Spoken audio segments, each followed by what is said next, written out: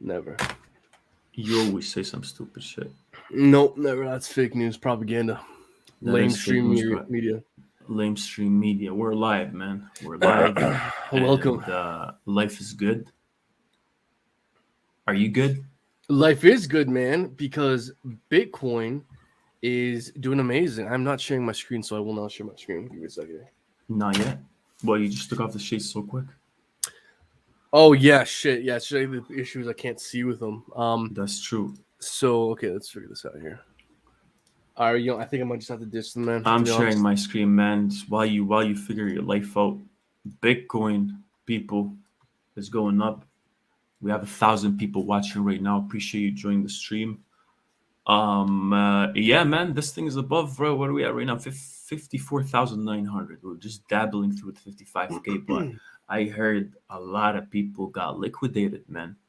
I heard a lot of Oh people got yeah, liquidated. yeah. I don't know if you know that or no, but I don't know how many billions got liquidated, but that's what happens. That's what happens when you over No, leverage. yeah, man. I was letting you know this morning that apparently there was a bunch of Bybit liquidations. I think it was like 100. The tweet pulled up here, 149 million worth of You must like Bybit what's the I liquidations. don't get the thought process. I'll be very honest with you, man. I really don't get the With thought process with just no stop losses or anything, just betting on nothing, just gambling your money just, away, hoping for the best, I guess. well, It's, man, that's just because you're not following Bitboy Crypto and the Moon. If you follow oh, Bitboy Crypto and the Moon, what are they then saying? you'll 100% win at leverage trading all the time because those liquidations is like 90% Bitboy Crypto and the Moon's audience. Not gonna That lie, is crazy, man. They're I using now wouldn't be another. They're surprised. using another exchange as well too. There's this new exchange they've been chilling. Which I just feel bad for the people, man. Guys, don't over. Where's the camera? Don't over leverage. Always Wait, got what? trade with a stop loss, man. Hold on. Are you saying leverage trading is risky? It kind of Is is. that what you're trying to say? Yeah, we got the numbers to support it, but I guess Oh, people that's don't. mind blowing. You're telling me you can't just watch a crypto YouTube video and expect to succeed at leverage trading? That's I feel like that's what Some that's what crazy you're thoughts, supposed to man. not to do, but it is what it is, man. It is what it is. But anyways, man, forget about all that. What are Yeah, we yeah. saying? I mean, like we haven't really went live during the. Folks, Jensen's asking me now during to the borrow $5 because of you now. he's stingy. He won't let you borrow $5, believe me. I'm not As giving for no $3, $5 maybe out. It's only $3.50. That's all I give. only $3 at a time. That's crazy, Folks, man. regardless of all the nonsense, Bitcoin has officially put in a higher high and a higher low on a macro scale. And let me ask you, man, Macro. is a higher high and a higher low a downtrend? Hell no. No. A higher high and a higher low on a macro scale could in fact be interpreted as an uptrend. In fact, Right. one may go so far as to say a bull market. Wow, you're jumping to bull market right away, huh? I mean, I don't think it's That's what your inkling confirmed, is saying? but I think now more than ever, That's one true. is justified to think that we could be in one. Definitely. Well, I'm let's look getting at the all chart, my man. Let's look at yeah. the Let's do it. chart, explain what's happening, and Yeah. then we'll see. Jensen, stop asking for $5 because I don't have $5. I have 1 billion only. I can only give out billions. Anyways, we're up already. 55, 54,900. We dabbled, went all the way to the 55,500, $600. The biggest thing we need to, fully now talk about is this breakout right here that we have back in the day. That's where these are the levels that we most likely will always react to, where we had a supply and demand squeeze. There was a lot of trading activity, and you can also see it printed on the VPVR. And this is what happened. We're all-time highs here. As soon as we drop below this, maybe you'll see it on the 8 hour or something, just to give you a quick, somewhere close to here. This is the level we should be mainly looking at for, Bitcoin reaching that level and reacting to it. And you can see how as soon as we dropped, come back down to always retest that breakout point. Now we're sitting here. Now we're doing the same thing at this level. This is back in end of April, beginning of May. Same thing. We also had a bit of a price squeeze. Breakout was right here. If we zoom in again, you'll see maybe if I go to the 4 hour chart, We dropped, and this was exactly where that new breakout level that we're going to react to. And this is where we're at right now. So do we expect some sort of retracement here, man? It's amazing that we actually got to that level anyways, but do we expect retracements here? Do we expect some sort of... I want to shoot myself in the head, man. Hey, man, not today. Today's a great day. Bitcoin is pumping. But no, what do you think is going to happen? Don't distract you. Well, if we can maybe go over to my screen very briefly here, I will share my screen. Just give me a moment here, folks. It's, take your time, man. There's a lot of technical difficulties over here that we're having to sort out. But don't worry, I just figured it out, folks. Look, Bitcoin. What Bitcoin just did is a very big deal. First off, we're up roughly 10% on this daily candle.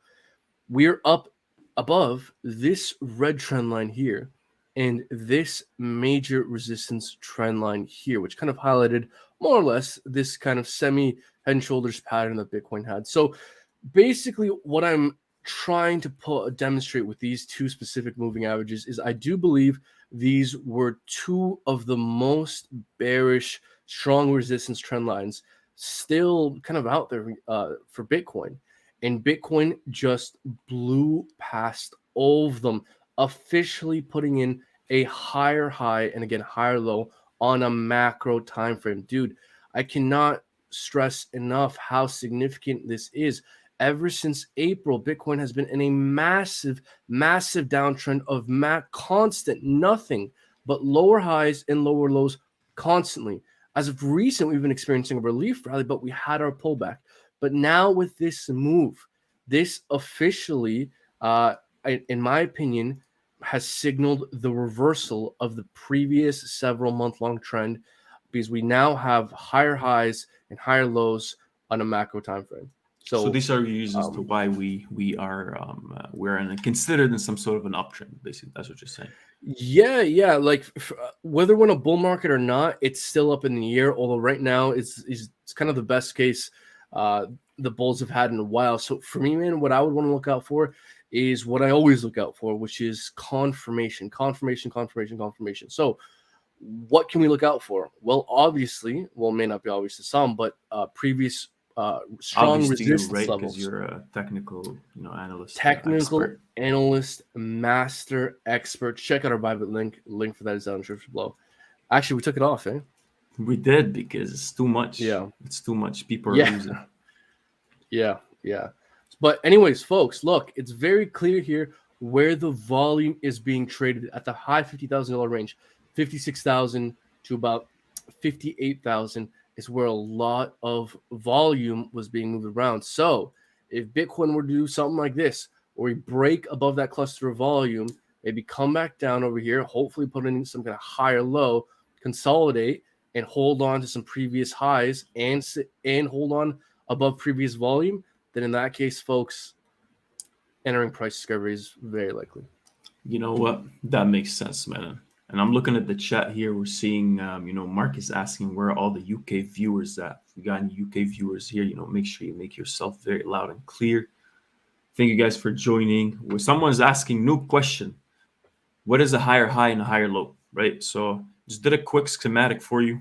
This is a higher high and a higher low, because there's no stupid questions, but this is you have higher highs, a higher high, and a higher low. So even when we go down and make it low, it's higher than the previous. You get what I'm saying, man. And I agree with you, man. I really do agree with you now, because that was the main question we were looking at for a long time now. We're asking, what constitutes us actually reversing? And this is what we needed to do. We got stuck in this for a while, this level right here. So maybe I'll just draw it. This level right here, we got stuck in this range for a while between the 30K and the 40K. We went above it. And even when we're reaching all these, we're just keep on pushing all the way to the 50K. We're still saying, look, we spent so much time here when we finally broke above it, but we really need the support. We need to retrace back to it to solidify that, hey, buyers are not going to wait for it to come down all the way down here. The buyers who wanted to buy at the 30K bought already. We know a lot of institutions came in at those prices, and now we need to come back down and solidify that this level, we got to step on it. We got to, just gonna right away actually just jump and leave it. That's what's happening right now. And overall, we're looking for a higher low, which we're seeing already. Boom, boom. We're also looking for, we pushed above the higher high. Now we're going to see what's going to happen. We do understand that there's some sort of resistance that we're going to have somewhere here. So I think that's what's going to be that main resistance we're going to face. But look, man, if we pushed up all the way to the 59 some, we're not really that far away from new higher highs. And that's definitely going to take us into price discovery again. And it's going to be pretty nice to see. But let us know, guys, in the comments, in the chat. Hey, shut up, man.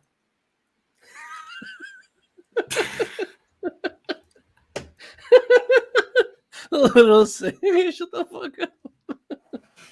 No. Oh, my bad. Go ahead. Folks, you gotta like and subscribe, okay? Listen, I was trying to borrow $5 from Messi the other day. All right, it doesn't matter for what.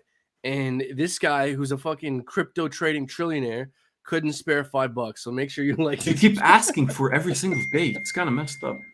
So, folks, all right, this guy's very busy. We're dude, come on, we're live, right? Okay, so this is important. This is work. So, folks, by the way, the person asking what is a higher high and higher low, amazing question, like you just said. It's a very good question because it's the easiest, simplest thing you could do to identify market structure aside from patterns. And folks, it's the simplest things in TA that are often the most powerful, the most selling. And so looking over here, we clearly have, after our first impulse, a low and then a higher low, a high and then a higher high. This is an uptrend, which is extremely significant because we have been in a downtrend for many long months. This 3-6 month period, whatever over here, felt like years, to be very honest with you guys. So look at this, folks. Lower lows, every relief rally, lower highs and lower lows.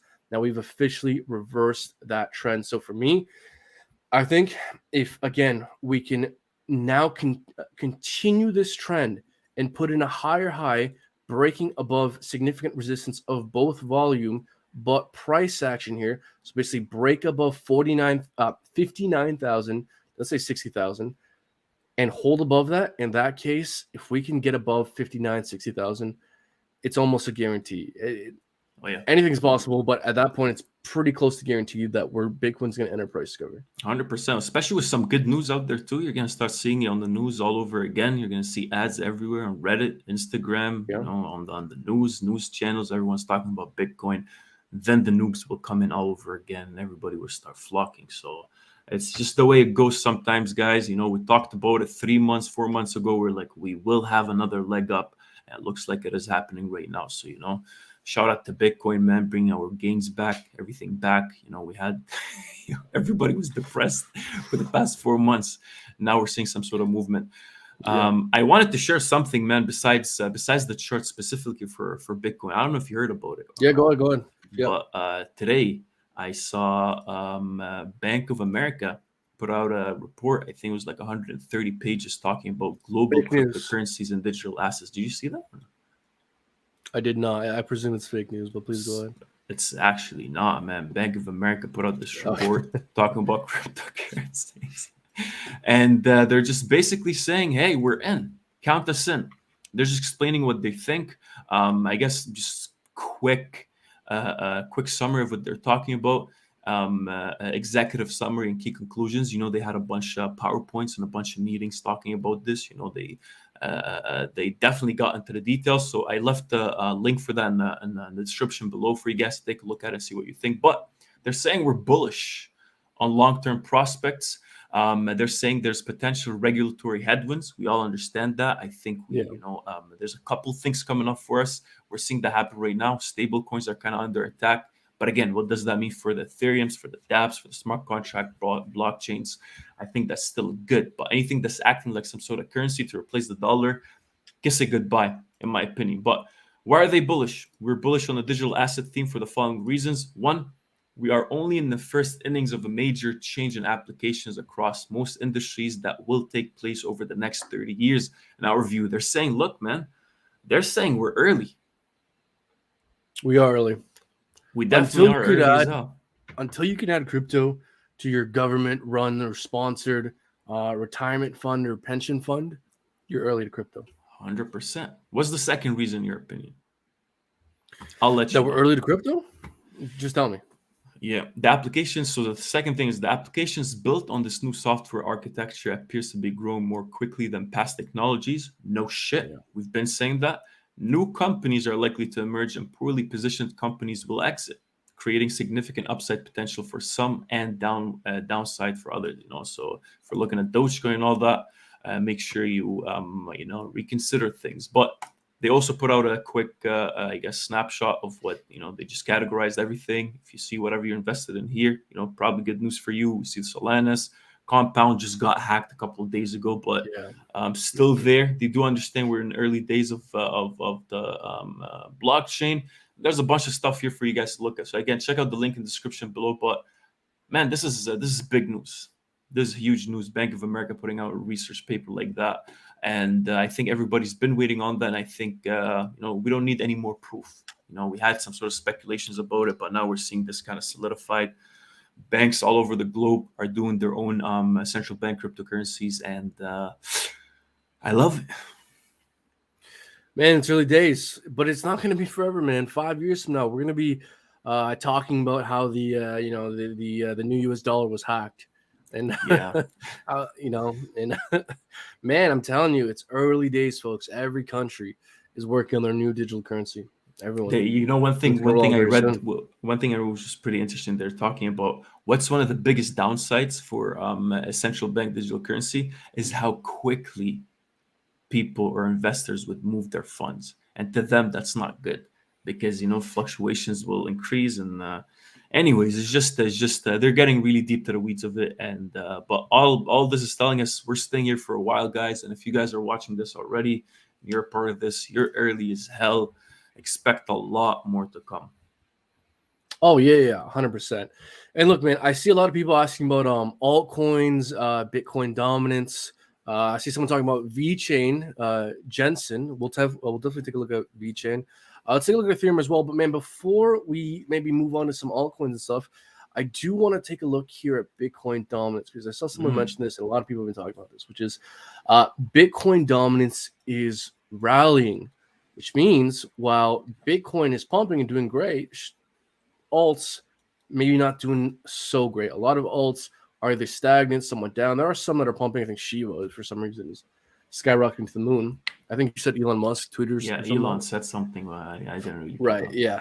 Definitely a great long-term strategy to just follow Elon's tweets. Anyways, folks, the fact that Bitcoin dominance is going up is temporarily bad for the altcoin market. I mean, I wouldn't be surprised if we touch kind of the upper bounds here, retest this area, even go higher. I mean, I don't know how useful it is to try and predict how high Bitcoin dominance will go. I think what is useful in following Bitcoin dominance is just understand that if Bitcoin is ripping up and Bitcoin dominance is ripping up, altcoins will suffer temporarily. And keyword there is temporarily. I saw a lot of people on crypto Twitter this morning, even in the Discord, talking about Bitcoin dominance and how that's an issue for the altcoins, which is true, folks. Whenever you see Bitcoin dominance going up, in the short term, it's a problem for altcoins. But over the long term, mid to long term, like not even long term, but like mid-term, we want a healthy Bitcoin that's ripping up. Because if Bitcoin decides to go into price discovery and rally to 70K, 80K, 100K, alts will temporarily suffer. But the keyword there is temporarily, because in order for altcoins to explode over the mid to long term, we need Bitcoin to first rally and to first place the temporary damper on the alts. And then after Bitcoin's done its rally, then alts can rally. Definitely. And you got to think of it like some sort of a vacuum. When Bitcoin's moving up, everyone's putting their money into Bitcoin and everyone wants to ride that wave. So it just sucks out all the money from alts, and we'll start seeing some sort of, some of them will just remain same place. Some of them will start to rip up, but a majority of them will definitely have some sort of a downside, man. So yeah, no, I agree. Yeah, there's always outliers, folks, but just so people know, as a general rule of thumb, whenever you see Bitcoin dominance rising, altcoins are typically going to suffer. Definitely. What Now, do you got there? I saw some on-chain as metrics. well. Yes, guys. So there was 3 particular on-chain metrics that I wanted to bring up to you guys to kind of show how Bitcoin is kind of looking strong right now. Number 1, the Bitcoin mining difficulty is increasing and recovering. Why is this bullish? Because the harder Bitcoin is to mine, the more the mining difficulty increases, Well, that means the scarcer Bitcoin becomes, because the harder it is to get more Bitcoin, and therefore the harder it is to sell more Bitcoin on the open market, therefore less selling pressure. So we want Bitcoin mining difficulty to continue to rally, which it has been. It's up 39% since late July, and there seems to be no signs of stopping, given that the largest player that had Bitcoin mining power as of a few months ago was China, and now Bitcoin is highly more decentralized. So I don't think there's a kind of China level black swan event looming anymore. I think the worst of what could have happened in terms of Bitcoin mining difficulty and the mining rate and the hash power already happened. So I do think that Bitcoin mining difficulty is likely to continue to increase, which is bullish for Bitcoin as well.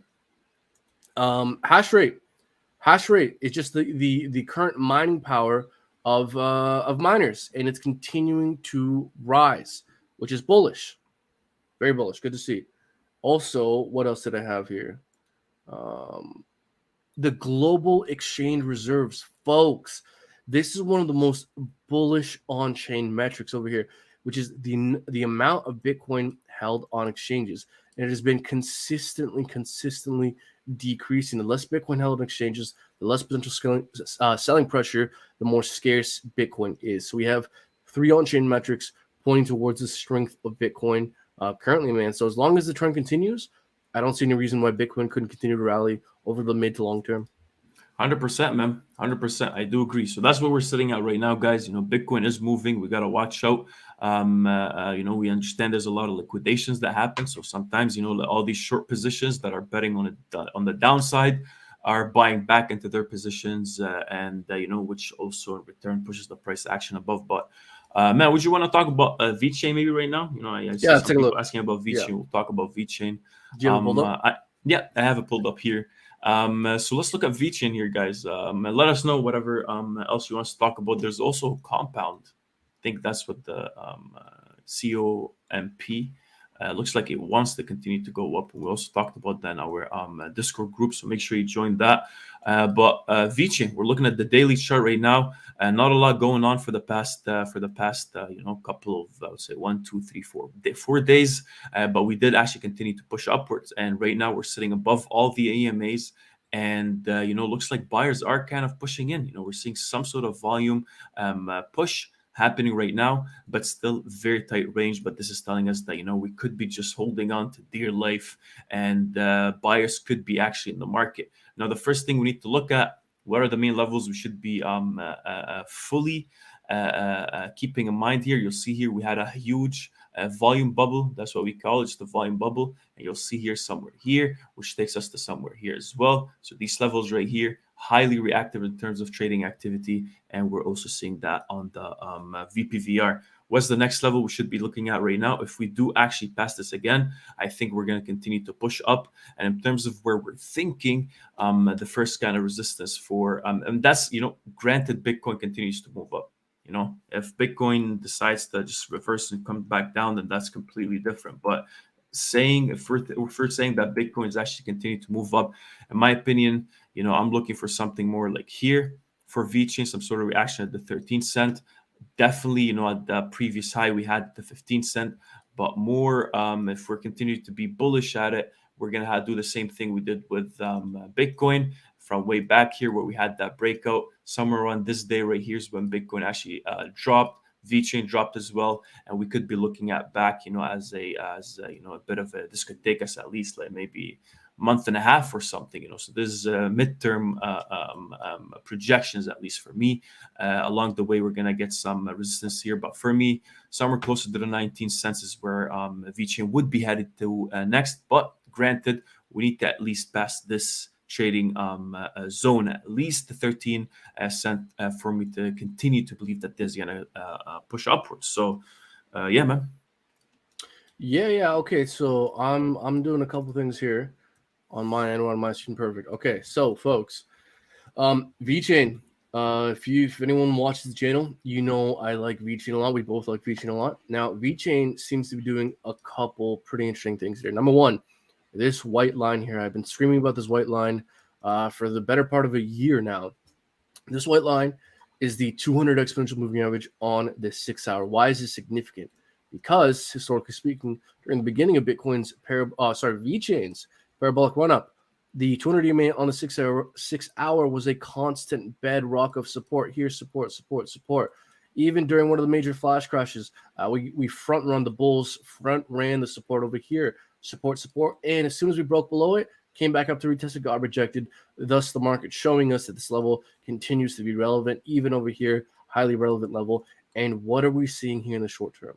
We're seeing that Vechain is trying to maintain above this historically extremely relevant high time frame moving average. So, if Bitcoin, Vechain, why do I keep saying Bitcoin? If Vechain, we're traumatized.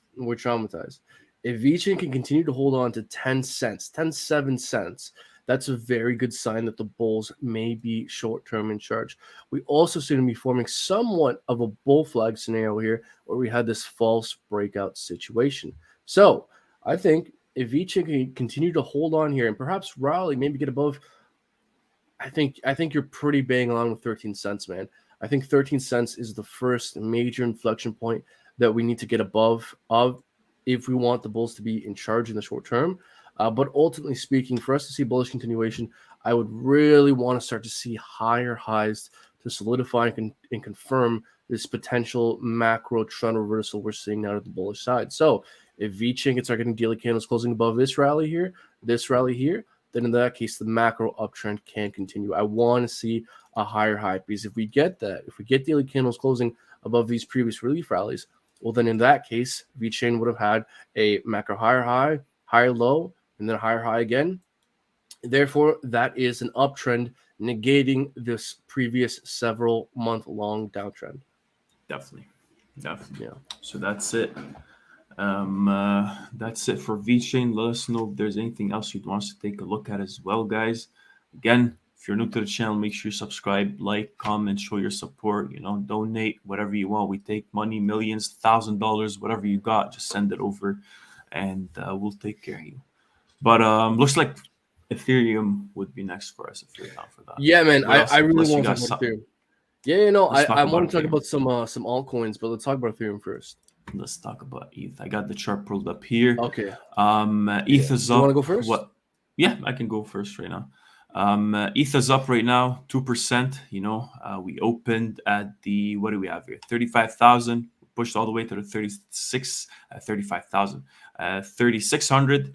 And also today we went all the way down to the 3,350. So again, we've been uptrending for a while. We had some sort of a breakout from here. You won't see it on the daily, but if you maybe go to the 4 hour, it'll be a bit more clear. Somewhere here around this range here, around the $3,000, we had this nice breakout. And on the 4 hour itself, you'll see here that we've been downtrending ever since September 17th.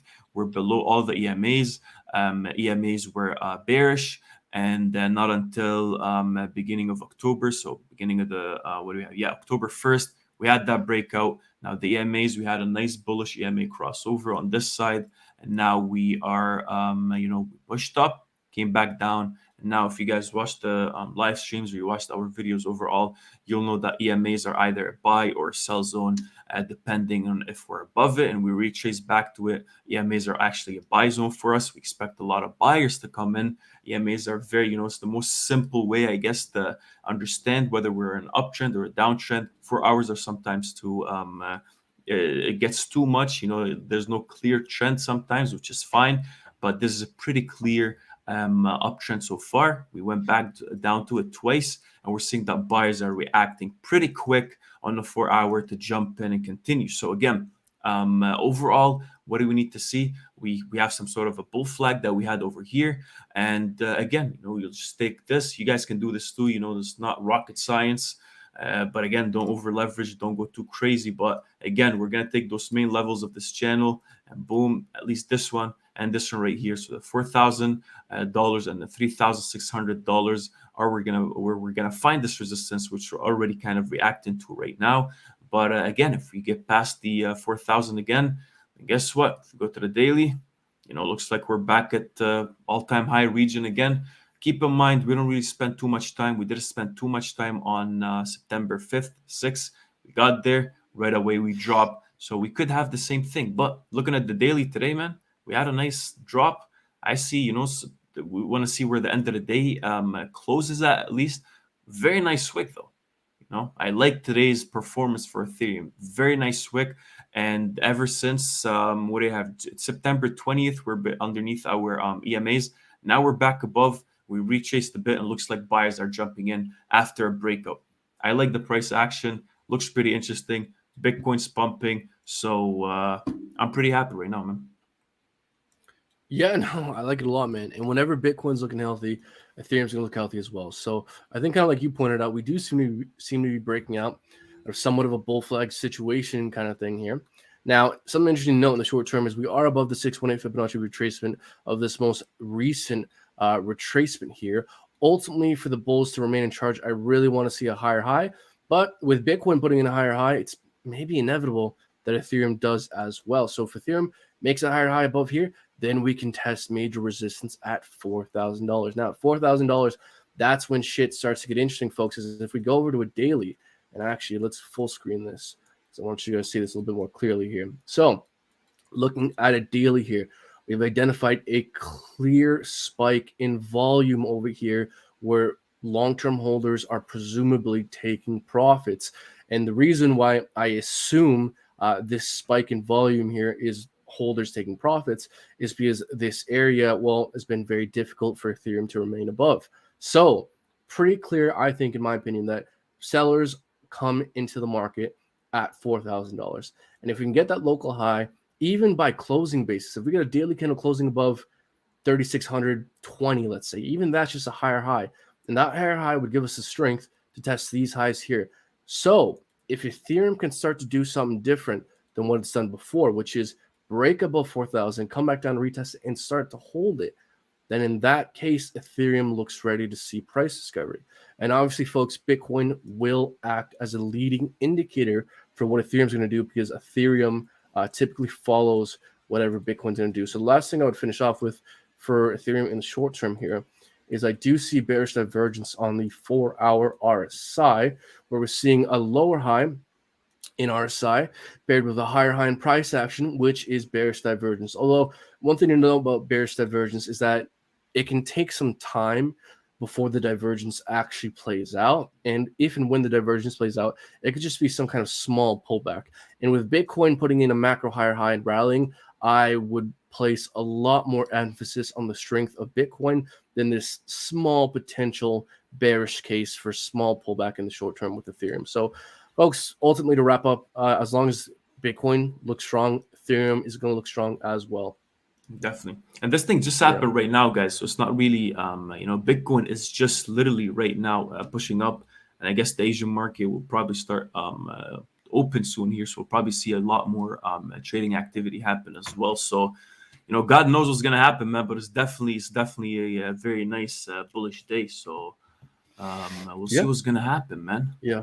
I would also note that in the short term, it does look like Ethereum will bleed against Bitcoin. We're looking at the Ethereum Bitcoin pairing right now. Right. So again, folks, this is kind of a result of what we're seeing with the Bitcoin dominance start to rally. Because sometimes altcoins will rally while Bitcoin's rallying, and we'll just kind of see Bitcoin dominance kind of just move sideways. But we're not seeing that right now. We're seeing Bitcoin dominance rally and alts either kind of chill, not really do a whole lot, or even some altcoins are correcting. So that's kind of why we're seeing Ethereum versus Bitcoin start to kind of cool off and pull back. And if this trend continues of Bitcoin moving first than Ethereum, well, I would wager that Ethereum could probably pull back a decent bit more to this green trend line. If we zoom out here, this trend line has been historically very, very significant here. Resistance, broke above, came back down and retested it, held it as support. So I would expect, basically in summary, the point I'm making here is if Ethereum were to cool off while Bitcoin is pumping, I would expect some temporary support to come in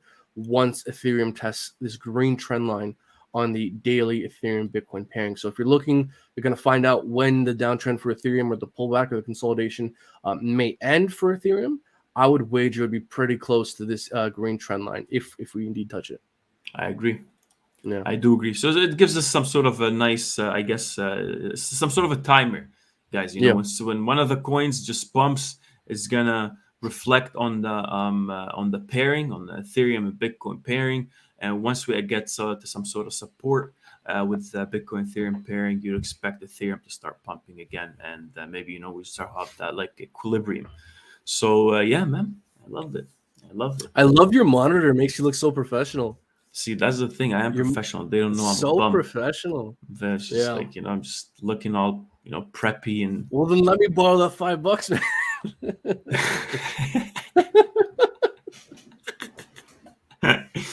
man. Damn, man. I see Man. techno guys talking shit about Hex. Let's not Yeah, get techno Brendan all riled up, guys. Rest in please. peace. I feel bad for you, man. No, I've been seeing the messages.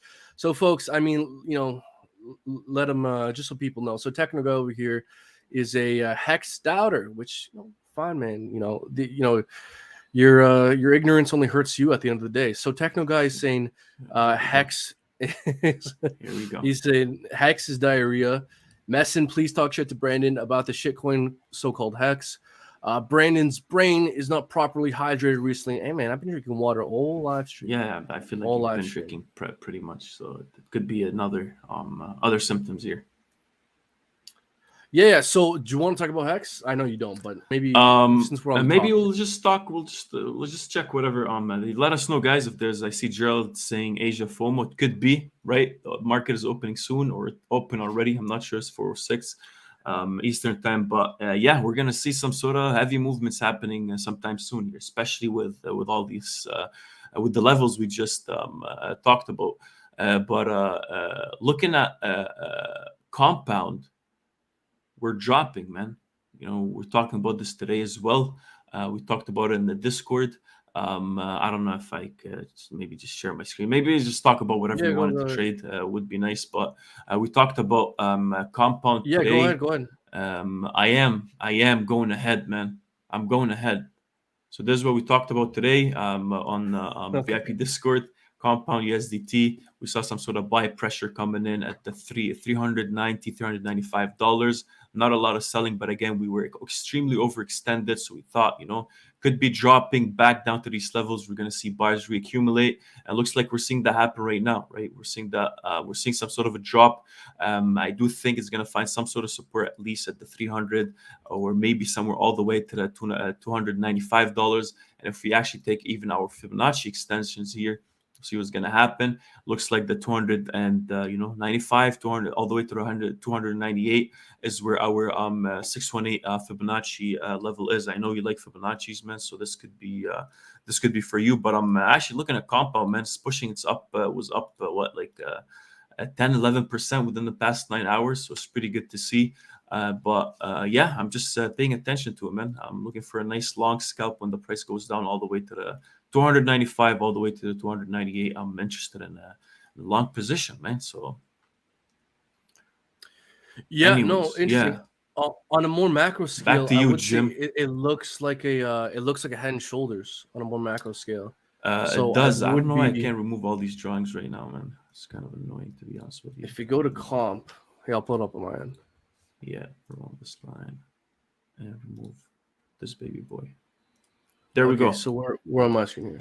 Yeah. Okay. So looking at comp just briefly here, I just want to talk about the macro. I mean, it's not super clean. It's not textbook, but a case could be made that it seems like we could be breaking down from a head and shoulders here. Again, not textbook, but right there, that's your head and that's your shoulders. It seems like we're breaking down from the neckline somewhere around here. Honestly, as long as Compound's below 330, 300, that's not good. If we hold on to 300, there's some hope. If Compound starts to lose 300, I would be pretty worried that we could retest. That's crazy head and shoulders you got. Damn. Yeah. So yeah, no, I think 300 is pretty key in the short term. Definitely. Yeah. So yeah, man. I guess we can talk about whatever now. There's some people actually talking about Link. I want to talk about whatever Link. You want. Yeah. Let's talk about Link for a second here. Let's talk about it. And then I do want to bring up something about Hex after. But for the moment, let's go. Link, Chainlink, folks.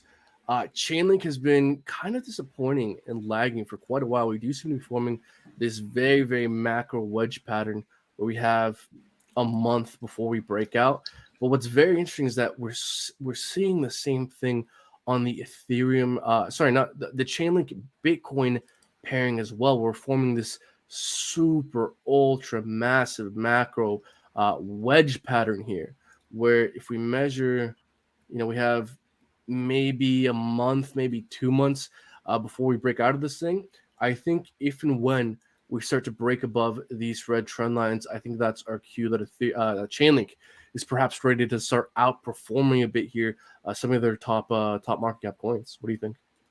Definitely, I do think it's. You said it's going slower. Like, I missed that. You're saying like it went kind of slow because I haven't really been watching the Chainlink much. I feel like Yeah, it like is forming some sort of yeah, like it's not been pumping crazy hard. Like it's been kind of a little bit of lagging, like a little bit of a disappointment. right. Yeah, no, like I think yeah, it's probably like the whole market is kind of lagging, just trying to see what's going to happen with Bitcoin. So like I'm assuming that could be definitely one of the reasons. I do think we are at some sort of resistance. If you look at anything here, Cardano, ADA. I'm just looking through whatever my screens here. XRP, Vechain, Tron. We all it all has the same kind of chart basically. We pushed up. We're going back to previous levels where we had a lot of trading activity, and now we're trying to prove ourselves. The only thing, I do see that we pushed from the $20 region. We could be forming some sort of a bull flag. I feel like it's a bit too early to kind of assume what the pattern is here. But in my opinion, like something like this could be granted. So we would need to see how Chainlink is going to break out of this. But just looking at the, guys, whenever whenever you feel like the chart's not making sense much, it could be a sign that it is, not supposed to make sense.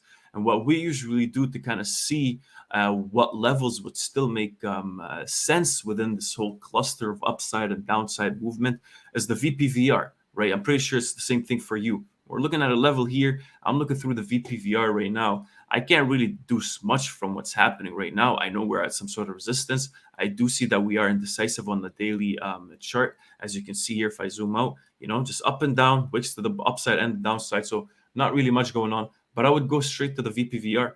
I would look at the VPVR and see where did I have majority of the trading activity.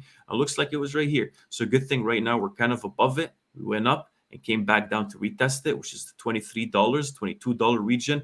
Again, above it, right after that, it only gets easier for us to continue to move upwards. So looks like we do need Chainlink to at least get above, like in my opinion, maybe the $30 region, which is this high right here. And as soon as we break above that, there isn't really much going on after. It won't really take much for us to continue to push upwards. And then I would say something like this breakout level we had here, $37 dollars, which is actually the top that we had here, is where that next level of resistance is. But again, the whole market, guys, you'll see it also on Bitcoin. We have a bulge that we were in for the past 3 months, 4 months, and we're going to the upper range of that. And that's majority of altcoins, majority of the top market caps are at that bulge, and we're all waiting on Bitcoin to move. So we're at a nice level right now. We're very, very, very critical level. And the higher we go up, the easier it's going to be for us to push upwards. You heard? Yeah, no, I agree. And looking at the VPVR, if you don't mind. Yeah, what are you zoning out about, man? You're zoned out. No, I'm not. I'm talking about the VPVR on Chainlink. Oh, God. So large cluster of volume right at about $28. So if we want the bulls to even start to look like they're in charge, we have got to start holding above this cluster of volume. Once we can do that, I mean, that's the first arguable step needed to start to look bullish here. Once we can do that, then we can test the upper bounds of this red resistance trend line. Once we can do that, we can break out and maybe test a higher high. And once we get a higher high above, 36.40, something like that, then we can make the case that the bulls have the strength needed to kind of in the midterm, maybe even test all-time highs and enter price discovery. Definitely. I agree. Yeah. I agree. Man, we're at an exciting time. Like, I like this. Things are Yeah. moving. We're trying to break. Let us know, guys. What are you guys invested in? What's your biggest, holding right now? I know what's your biggest holding right now. Yeah. So it's Hex. So let's talk about Hex, man. Because look, I'm not going to stop talking about Hex. Hex, in my opinion, is the biggest open secret, the most undervalued play in all of cryptocurrency. It has the best chart and the best tokenomics in all of crypto, and everybody refuses to talk about it for very bad reasons, in my opinion. So I'm going to choose to talk about the thing that I think is potentially maybe the most undervalued play in all of cryptocurrency for several reasons, which maybe we can delve into and hopefully educate techno guy over here. So, folks, first off, to just look at the price action on Hex here, we do seem to be forming a wedge pattern here, and we're not looking too hot, folks. We're looking kind of weak. We're spending a lot of time on this trend line. We're kind of wicking below it. You know, the bulls are coming in and they are buying the dip here on this trend line. But the question is, will it maintain? Again, guys, you know, we're wicking through it. Not the greatest to see, although arguably it's good to see that we are having buyers come into the market. So we're looking at a 4-hour chart here, and something. This is a bit of a small point, but I do think it is worthwhile to bring up, which is we are seeing bullish divergence on Hex on the 4-hour, where we have a lower low in price action paired with a higher low on the RSI, which, for those who don't know, is bullish divergence, as well as the MACD looking pretty good. Stochastic oversold territory. Weighted MACD looks like it wants to have a bullish crossover on the 4-hour. So again, man, buyers are holding the line here. But let's say they don't, folks. Let's say we start to get daily candles closing below this green trend line. Well, in that case, you know, the last kind of hope for the bulls in the short term would be that, hey, maybe this is more of a descending triangle, right?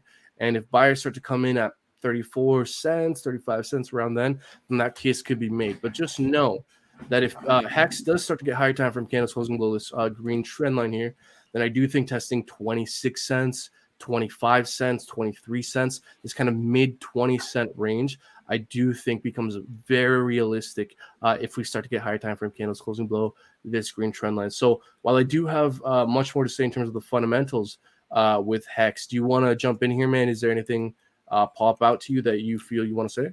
I feel like maybe like, what do you think in terms of price targets here? Like main levels of like, what's your projection, I guess, for the next I don't know, short term, long term, you know, depending on whether we're bullish or bearish. Yeah, okay, yeah. So guys, look again.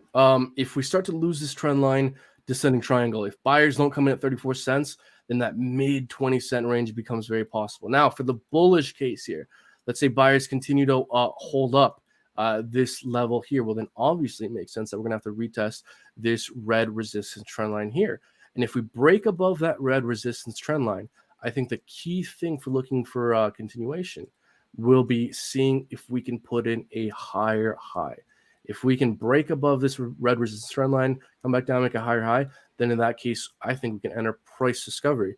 And look, while a lot of people are taking profits on Hex because it has had the most insane parabolic rally, Hex hit an 8,000x from all-time low to all-time high. So obviously, people are going to be taking profits.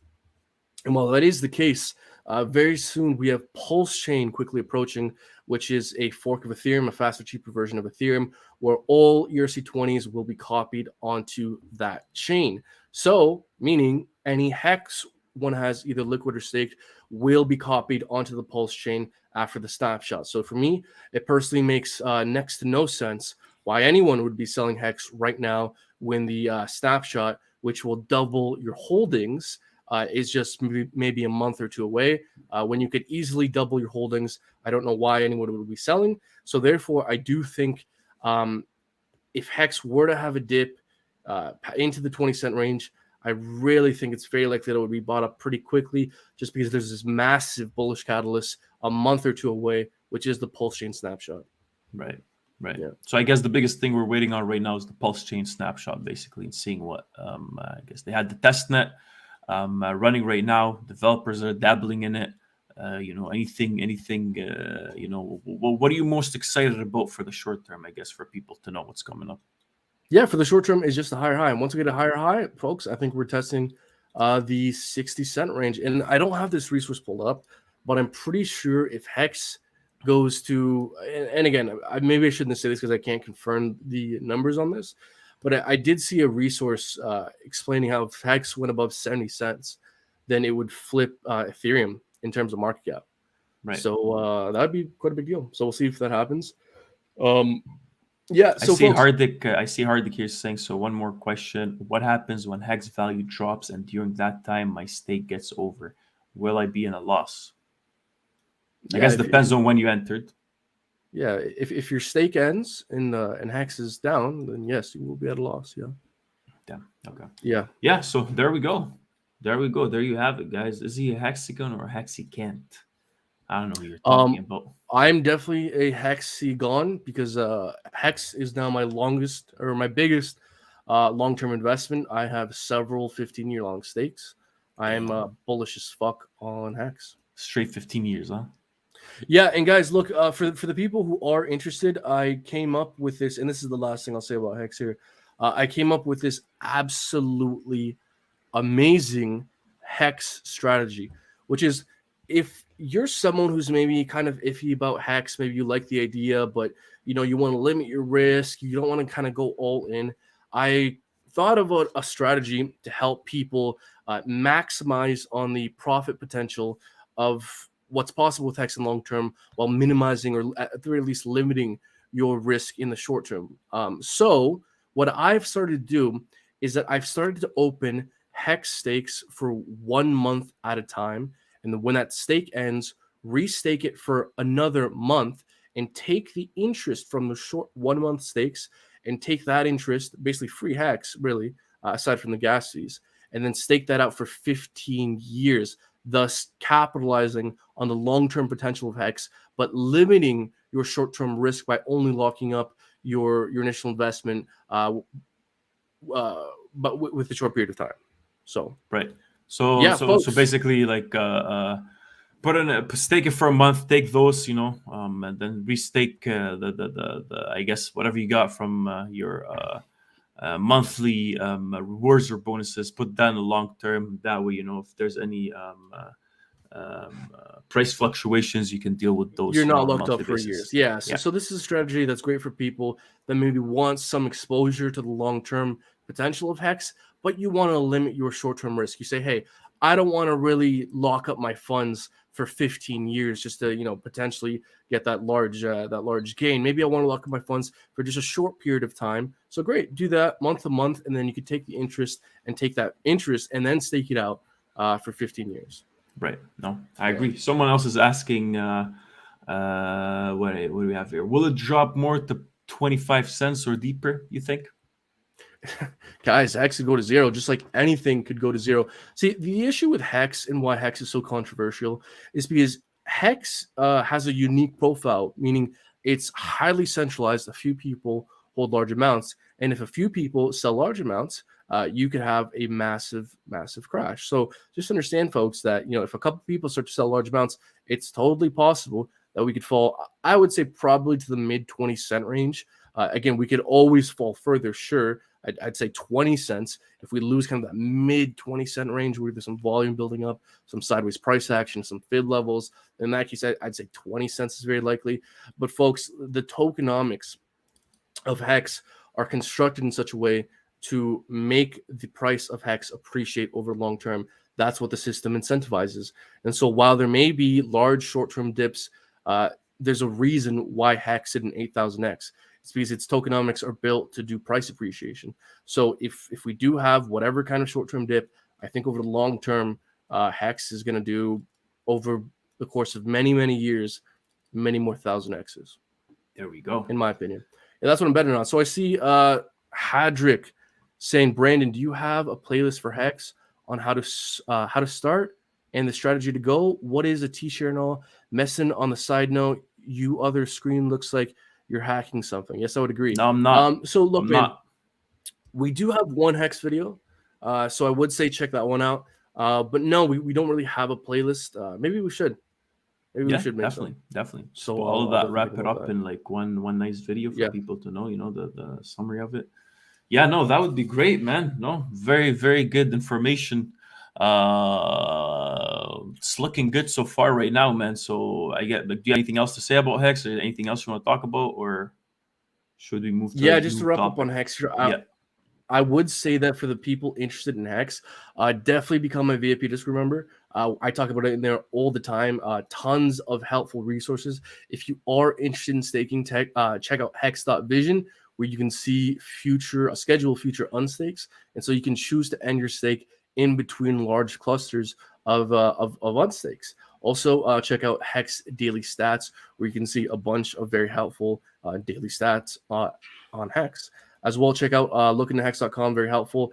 And there's the Hex calculator. If you go hexcalculator.net, you can plug in some information here, and it'll spit out what you're likely to earn through your staking term with Hex. So that's pretty much all I have to say with Hex for now. So yeah, man. No, what else do you? If you have any final thoughts, if not, we can move on to something else. No, I would say let's just maybe move on. I see someone here asking it. Let us know, guys, if there's anything specific you want us to talk about. I'm seeing Hitman Plays asking about SKL. Would you want to talk about SKL real quick and see whatever the price action is telling us? Then I see Dennis Ergen. I'm here, guys. Missed the Hex, but looking forward to the video. Can we talk about AVAX, please? Didn't pump yet. So yeah, man, I think it's granted. We 100% need to make about Hex and just put all this information and just educate the masses, man. And that's what it is sometimes. So looking at SKL, looking at the daily, not a lot of volume. Always watch out for that, guys. We're looking at volume this much. Anything could happen, right? Because not a lot of big players are playing it. You want to see, look at this candle, for example. This is telling you a lot about what's happening and how, the bullish sentiment. When you see a nice candle like this with a lot of volume, expect some sort of an uptrend to continue, right? And that's what we need to see. But right now, looks pretty good. I'm not really familiar with the project itself. But again, all-time highs were at the $1.24, 25 cents. I'm looking back here, not a lot to go. But if I maybe expand this a bit, you'll see that we are at some sort of a, support zone where we do expect buyers to jump in. And we also do expect to, I sometimes try to eliminate all these wicks because it could be crazy sometimes. But I would say like maybe something like this, so I don't know. I can't really tell much, but if I'm looking at the VPVR itself, I do see that we actually do break above this. So you see those valleys and those, I guess, mountains, we call them, and some of them are just cliffs, right? So as soon as we actually break above this region, which looks like it's this, right? This is the 35 cent, 36 cent region. I will see that we actually have some sort of like explosive action, right? And that's where you see buyers. As soon as we broke above it, they come back down to retest it right here, and you'll see movement upwards. But looks like there wasn't a lot of buyers to have some sort of a fall through. And just like how we talked before, guys, always identify where you have some sort of a battle that happened on the chart. Where you see buyers coming in more, sellers coming in more aggressive, buyers also coming in more aggressive. And once you see some sort of a squeeze, that breakup point to the upside or to the downside is the level you should be looking at. And this is what we see here, right? If you see from before, we had some sort of resistance exactly at the previous breakout level, right? So this is where we're at right now. I do think, we touched it a couple times. That's good. The more we actually touch a resistance or support zone, the more we weaken it. It looks like buyers are a bit more aggressive right now. But as soon as we break above, this peak right here, this bubble of trading activity, looks like, it doesn't really take us much to continue to move upwards, right? So again, main levels I would be looking at right now, I do find some sort of support. That's great. I want to go above the 36 cent level. And after that, we'll reassess, right? We need to see how the market is going to talk to us before we assume anything. So you got anything else to say for that? Yeah. So let's go to my screen here. Okay, so folks, there is a very, very clear trend line on the daily candles by closing basis. So, Meston said, he brought up a good point, which is, wicks can sometimes be a little messy and they can sometimes be a little bit misleading. But looking at the daily candle closes can sometimes help you kind of cut through a little bit of the noise and a little bit of the volatility. So if we draw a trend line from the daily candle closes over here, we can pretty clearly see that that's pretty much exactly where we're getting rejected off of in the short term. So for me, I think it's pretty clear. First thing I'd want to see if the bulls want to be in charge, that I want to see us get above that red trend line and basically put in a higher high here, local higher high above 36.5 cents. Now I would also note, folks, that we have lost support here in the short term. Now, while there's kind of multiple ways to kind of draw possible trend line here of support, we've lost it. And I think we're now in a short-term downtrend here, lower high, lower low. We're in a short-term downtrend here. Now, we are making short-term higher highs here, but just by a wick basis. So really, I'd want to see daily candles start to close above 35.5 cents. Once I see that, then the bulls can be in charge. And then, yeah, once we get above, I'd say maybe 41 cents, then we can test these local highs here at 50 cents.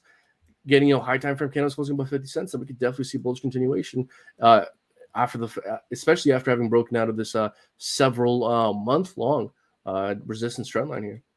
Definitely, I agree, man. I agree. So Yeah. that's SLK or SKL. Yeah, SKL for Hitman. I'm seeing what else do you want to talk about, man? Someone's talking about AVAX. Someone's talking about B Pro. Let's take a look at both. Let's take a look at AVAX. Let's do it. It's been a while since we've taken a look at some of these coins. Yeah, I know. We haven't really. B Pro, that's on Qcoin, I'm assuming. Yeah, there we go. Okay, so Holy AVAX. AVAX is showing some weakness here. Is it? Long wicks to the upside, lower high, lower low. Yeah, we're showing some weakness. It's not good for AVAX in the short term. I would say, yeah, you really want to hang on to $60 here for AVAX. If we don't know what, let's take a look at a monthly. Yeah. Yeah, I think this kind of $60 and just under to $59 is pretty relevant. You see here on the monthly, that's where where we wicked off of. Weekly, yeah, exact same thing. Weekly consolidation at $59. Yeah, that's $59. $60 is pretty relevant. Yeah, daily $59. Yeah, so I'd want to see that hold like right here. And again, I'm just kind of starting my analysis off the cuff here, but yeah, I want to say this region holds. If that doesn't hold, not good. Not good. Perfect. So I guess this is it for AVAX. I'll take a look at here. That's not it. That's just my initial impression. I was kind of seeing if you had any thoughts you wanted to share. I was actually taking a look at B Pro, but okay. I haven't really taken a look at AVAX so far. Okay, so just to wrap up on AVAX, what I would say is if we start to lose $58, then we could probably cough up a decent amount of this rally here. That's pretty much all I'd say with AVAX. Perfect. I'm looking at B Pro then, right? Just had, I guess, that one. There's a lot going on. You can tell it's just sideways. Obviously, we spent a huge time at what is it? Not even a cent. I don't know what kind of coins you guys are looking at these days, man. But B Pro, I don't know much about B Pro. I don't know if you know about B Pro at all. But overall, we're trying to push above the EMAs again. You can see here the first time we push above those EMAs and close, come back to retest, we have a nice push to the upside. So again, now we've been below it ever since September 10, and looks like we are trying to push above it, which is pretty good. And you see here, maybe if we go to the 4-hour chart, you'll see that we pushed above. Now we're starting to, like what do we have here for? We're looking at the 4-hour. It's been a while since we actually had that bullish crossover on the EMAs. And not only that, we actually went above our 100 and 200 EMA as well. So again, went back to find some sort of a retest, and we pushed upwards. Now, the biggest thing we got to talk about is the daily chart. You can see that this is where the bedrock is. We pushed heavy a lot, and when we came down, we came back down to the 1 cent region. And now once we drop below it, we stayed below for a while, try to dabble across it. It didn't really work out. And now again, we're trying to push through it. So I think if we push above that, we maintain the EMAs, then I think that we should be looking at some sort of wow, man, compound is actually dropping heavy. Yeah, your camera's off. Really, it is. I can tell right now. Give me a second. Yeah. I'll change it, guys. Yeah. So while Messon's getting his stuff figured out there, let's go back to Marcia. Okay, he's back. Right, folks, go ahead. Please like and subscribe while we're getting situated here. As we can see, that we're experiencing a lot of technical difficulties. So if you guys can like and subscribe, that'll definitely help out the live stream. In the meanwhile, I see someone here in the comments saying, Rudy Reyes is saying, serious question, what do you think about Come Rocket? I think Come Rocket's going to go to the moon. I think it's going to go up only. I think it will never dip. I think it has the most solid fundamentals I've ever heard of in my life, and I'm going all in. Life saving. Damn. Just like that, huh? Yep. Just like that. Yeah. Man. Yeah, yeah, yeah, man. So Okay. yeah, you back? I'm good. Yeah, I'm good right now. I'm just looking at compound, man. I'm waiting for a long Let's take a position. look. Yeah. It's it's just the same thing, you know. This is what we talked about. Maybe just to give you a snap. I don't know what else. What else you guys want to talk about? Let us know, man. I feel like at this point, we said everything we want to talk about. But again, this is what we saw with the compound. This is what we said. You know, I'm very interested in this right now. We're up 10% past 9 hours. I do think we're overextended. However, not interested in the current price. There's buy pressure below where it's highlighted. We highlighted somewhere here, 298. And this could continue to pump. I'm interested in a long position at 295, and I'm still waiting on it. But again, that's what's happening right now, man. We had a crazy dip, which I'm very happy about. And I think I'm going to start DCA in slowly towards the 300 to 295 region. So if you guys are interested in some sort of a long, man, you know, no, not financial advice. If you guys like trading overall, let us know what you're looking at in terms of a trade. And yeah, man, looks pretty nice so far. So definitely also looking at that for the time being. Yeah, guys, and look, I would say if you guys are interested in trading, if you guys are interested in charting, investing, check out our VIP Discord group, folks. At some point, we will be changing the price. I haven't gotten around to it quite just yet, but for the people that get in now, you will get grandfathered in at the current much cheaper price. But folks, the reason why you want to get in is because Messin has been absolutely killing it on the trading front recently. Just the other day, I closed on a long on seller. A 50% ROI on one trade due to Messin's scalping strategy Stop, based off the order man. book. Stop it, man. And that's just one of the half dozen that that you've posted about in the last week or two. And not So even that. It's just we have a nice community there, man. It's just yeah, very active. You know, everybody's talking. Ark has been killing it. Ark, if you're watching, Ark's been god killing it. damn, man, this guy is Yeah, actually he's actually killing it. It's actually I crazy. love Ark's charts. Yeah, Yeah, and we see a couple, yeah, new people as well. JS Che NAL has been really active as well. So yeah, man, it's pretty nice. Pretty nice overall. 305. Keep pushing, man. I wanted to drop heavy, but someone's talking about Zilliqa too, man. You wanna talk about Zilliqa? Or what are you saying? yeah, let's look at Zilliqa. Yeah, guys, if you wanna, if now's the time. If you want to take a look at some charts here, Zilliqa. It's been a while since I take a look at this. It's been Okay, a while, man. wow. I remember people were addicted to this shit for a minute. Yeah, Zilliqa is one of those older smart contract blockchains that hasn't really quite taken off yet. Yeah. So, what I would say with Zilliqa is just the first thing that jumps off the screen to me is this clear inflection point where over here, this range at just about 14 cents resistance over here. Now we break above, come back down to retest it, support. And we break below, come back up to retest it, resistance. So it is a bit of a range from really, 14.7. You can even make the case to widen this further, but I'd say from about 14.7 to about 13.5, this kind of range here based off these major rally and dip peaks, that I do think this is a pretty relevant price reactive zone. So for the bulls to be in charge more on a macro time frame here, I want to see a break above, come back down to retest it, hold it as support. And in that case, we can do what we've done in the past. Once you break up, come back down to retest it, hold it as support, we have major rally. So if we can start to hold on to 14 cents, that's when Zilliqa could really start to recover here, in my opinion. No, definitely. And I think someone earlier, I don't know if they're still watching or not, but they were asking how do you get the volume on the side here? And you basically go in Trading View, you go to indicators and strategies, and you type volume profile. No. Gerard's asking for the Bybit link.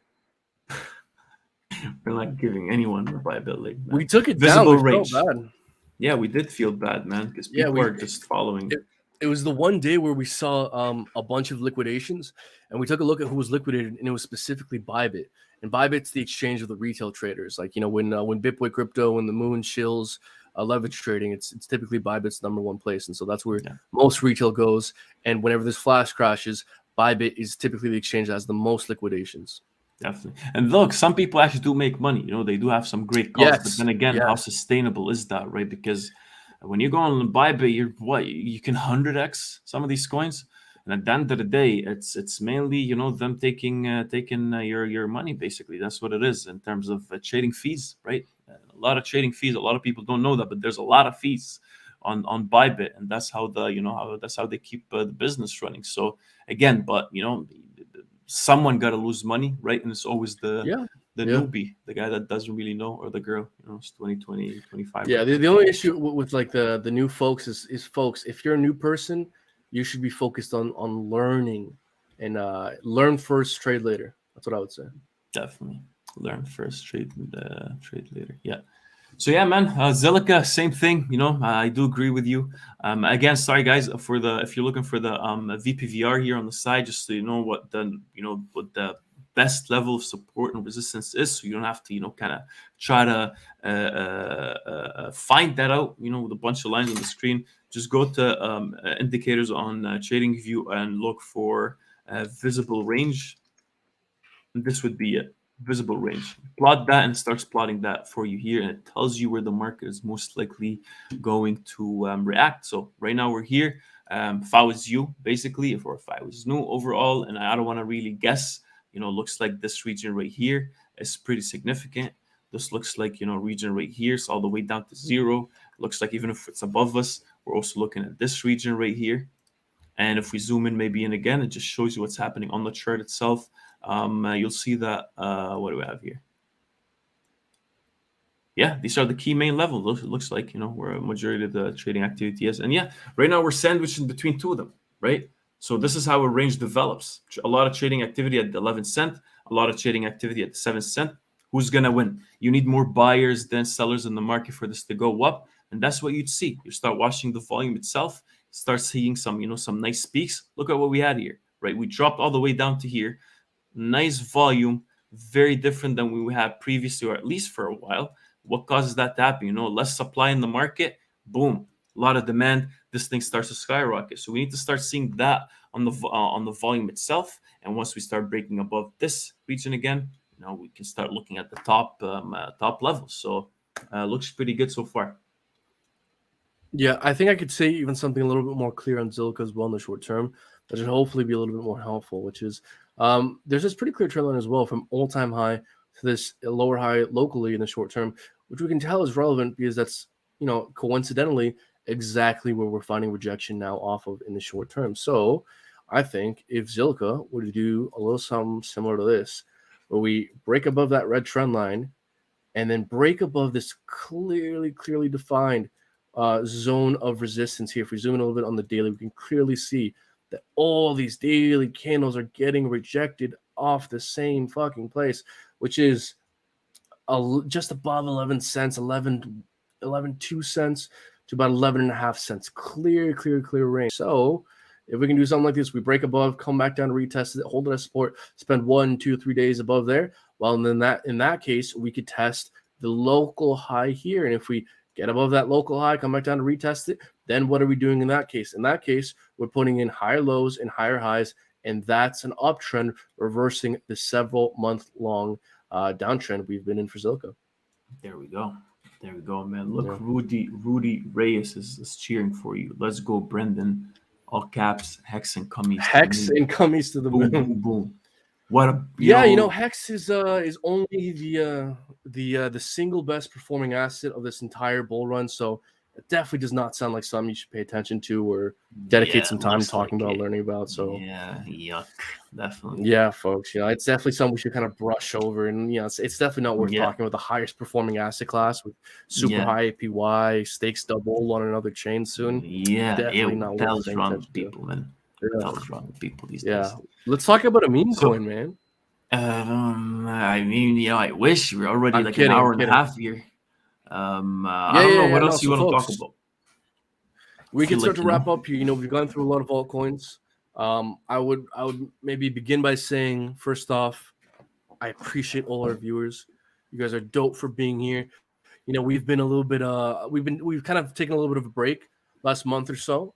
But we're looking to get hopefully back at it a bit more now that Bitcoin is now finally in an uptrend. Whether it's a bull market or not, it's still arguable, but at the very least an uptrend. I feel personally a lot more comfortable talking about altcoins as a kind of mid to long term investments. So yeah, guys, we're gonna get a bit more active. Make sure you like and subscribe. And looks like Brendan left us, guys. Folks. Okay, there you go. You kind of cut off for a bit, by the way. Yeah, my bad. No, I don't know how much of that you heard, but you just cut off the past like couple of seconds. Yeah, you just I actually didn't even. You weren't paying attention. No, it's okay. Go back to sleep. So, folks, what I'm saying is, oh no, you're saying that we took off some time. Now with you're more comfortable with talking about altcoins in the short to midterm. Now that Bitcoin's shown some strength, and we have a decent argument to be made that hey, we could be still in a bull market. It makes more sense to start talking about altcoins. So we're gonna get more active. Like and subscribe if you like our kind of analysis or back and forth. If you like maybe. If you want access to both some of what we're doing, both on the investing front and the trading and charting front, become a VIP Discord member. Again, we're not lying. Eventually, we will raise the price once I get up to it. And the people who sign up now will get grandfathered at the cheaper prices. Ultimately, regardless of everything, thank you all so much for being here. And yeah, man, you got any final words there? No, same thing. We took some time off. You guys can probably see it. Not a lot of content out, but I feel like we need it. We've been running for a whole year, and we went for a year straight. The Discord and just a bunch of things we had to figure out. But now we're kind of trying to get back to. We missed the fun, we missed the talk, and we missed just interacting with you guys. So appreciate you. Niels is talking about VRA, man. I feel bad for not talking about it. So maybe just a lightly brush up on it, and then you have my permission. You have my permission. Yeah. VRA USDT. This is the chart right here. This is perfect. Go ahead. Do you have the chart, or do you want me to do it? Yeah, no. VRA. We're currently the 4-cent region. I don't know why this is pumping. It's on KuCoin. Let us know in the comments what this is. I don't know if you know what this is or not, but VRA is looking hot, man. Pretty clear resistance at the what do we have here? Anything within the zone looks like it's going to be the resistance we're trying to break above. A lot of these buyers will be trying to break above. Daily chart looks like we are down. How much are we down? We're down 3% for the day, but we had some sort of pushback. Looks like we are in that zone, so it could continue to actually get back into the zone. Now, the main question we got to ask ourselves, the longer the base here, we'll retrace and kind of make this kind of a, cup and handle formation. I don't like cup and handles overall, but I guess cup and handle formation, or the longer the base is, this is where the biggest resistance level is. Even if we zoom back here, when the chart, again, always remember when the chart looks a bit messy, look at the VPVR, draw your ranges, draw the peaks at least, and you'll see where your main, support resistance is. Right now, guess what? We're above that. We're trying to get back to it. So if you get stuck into it again, expect this to at least maybe drop back down. VRA, so maybe it could be doing something like this, right? Where we're having this, up. We know where the resistance is. Up. We know where the resistance is. Buyers come in somewhere here at this level again, up until we have some sort of a squeeze, and that's when buyers really need to come in and jump above this region. If not, we're most likely going to break down and try to find support somewhere close to the 2-cent region. So again, a bit too early, I would say, in my opinion, to kind of assume things about this. But all I know for sure, we're close to resistance. Looks like it is performing well, and looks like buyers love it. The past 7-8 days looks pretty good, man. What do you think?